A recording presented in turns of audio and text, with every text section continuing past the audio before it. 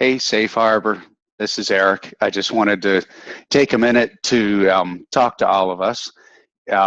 Office staff, counselors alike are receiving this video. And just a few thoughts in the solitude moments here working in my home office. The dogs are really quiet right now. And so I'm enjoying some solitude and getting a bunch of plowing through work and also thinking about you guys and our counselors and office staff and the work that you all do that just enables so many lives to be changed.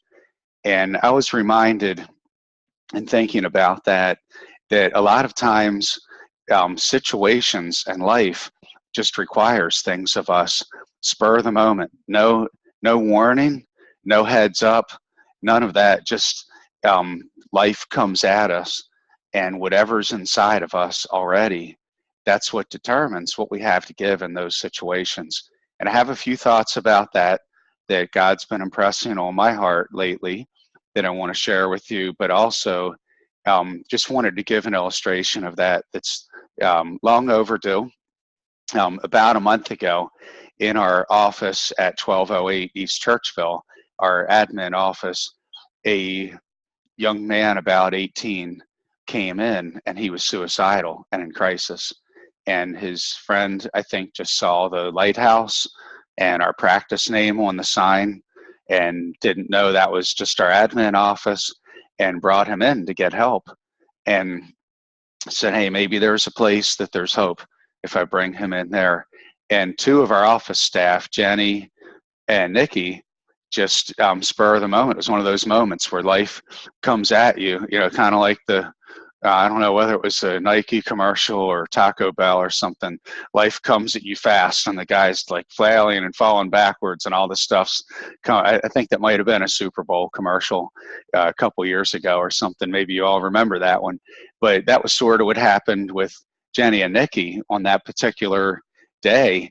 Was that this guy comes up the steps and he's suicidal, and they just got to action and came up with a plan. The short of it was they thought on their feet and got the job done, set aside everything else, and with laser focus, honed in on this guy and got him to the inpatient unit where he could get help. And so first, I just want to say, hats off to Jenny and Nikki. I've been meaning to send this for some time, that you all in that situation epitomize what we're about at Safe Harbor, that we're a place of hope and healing that people can come to. And that's just tremendous. What you did that day potentially saved a life, there. And so we celebrate that. And at the same time, I'm kind of reminded that just for all of us, whether we're office staff or counselors alike, whether it's the counseling room or just in life, things come at us where there are opportunities to make impact. And the person that we are has everything to do with what happens in that moment. What's delivered in that moment is so affected by who are we in all the moments that led up to that moment. What's going on in our inner world, in our own hearts and souls, what is going on. And I just wanted to share some things to encourage you all along those lines, that just God's been impressing on me, like I said.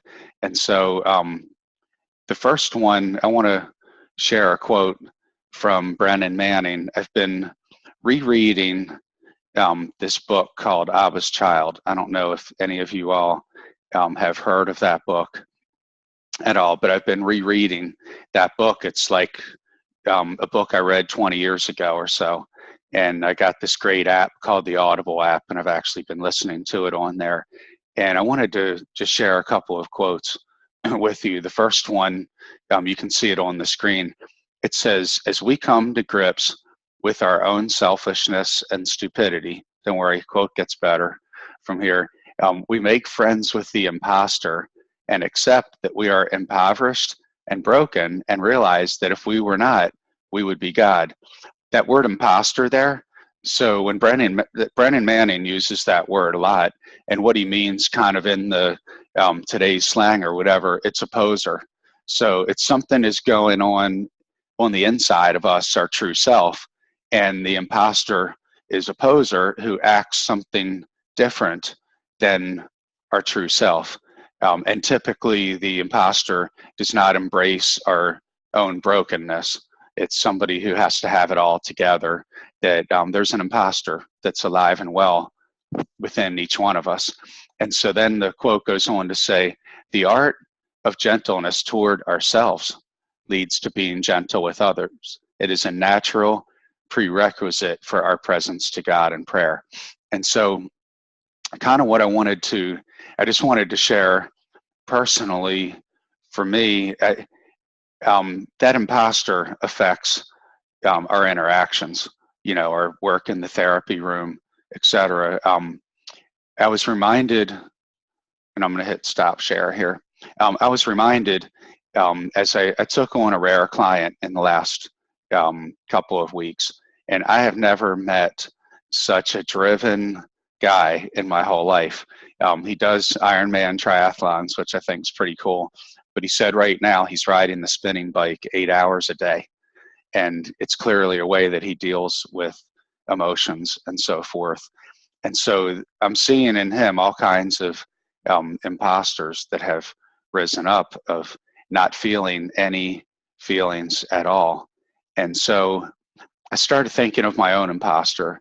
And I think the last 3 months or so, for me, just to be vulnerable, I've come in touch with that there's a part of me that wants to present as I'm all together.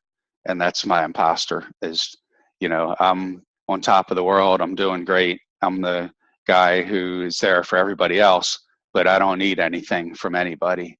And that's just something in my life I'm making steps toward personally being more vulnerable in some relationships and letting people be there for me. And it's really been life-changing the last 3 months. I went to a Henry Cloud Leadership Conference, Ultimate Leadership, in November, and it really hit me there that there's an imposter that just, even in my small group out there, that I just projected this thing of, I'm great. I mean, not like in an arrogant way, but like, I'm doing well. I don't need anything from you. I'm fine. Life's working well for me on my own. Thank you very much. And so as I read through these quotes from Brennan Manning, that imposter, I became aware of that and said, wow, I experience less of God when that imposter is alive and well. But I love the quote that it talks about befriending the imposter within. And I just encourage all of us today to think, what is your imposter inside, your poser that isn't your true self, that you project to the outside world, and befriend that imposter. There's things that imposter needs. That imposter needs grace, gentleness, acceptance, truth. Befriend that imposter. Don't shame that imposter and cut that imposter off. Say, wow, that's a part of me. And I need to treat that imposter with grace and mercy. And I love what the quote says, that it talks about, that as we do that, that we are able to, that we're able to give more gentleness to other people. And I just think that is so profound when we're able to do that. Let me put the quote back up.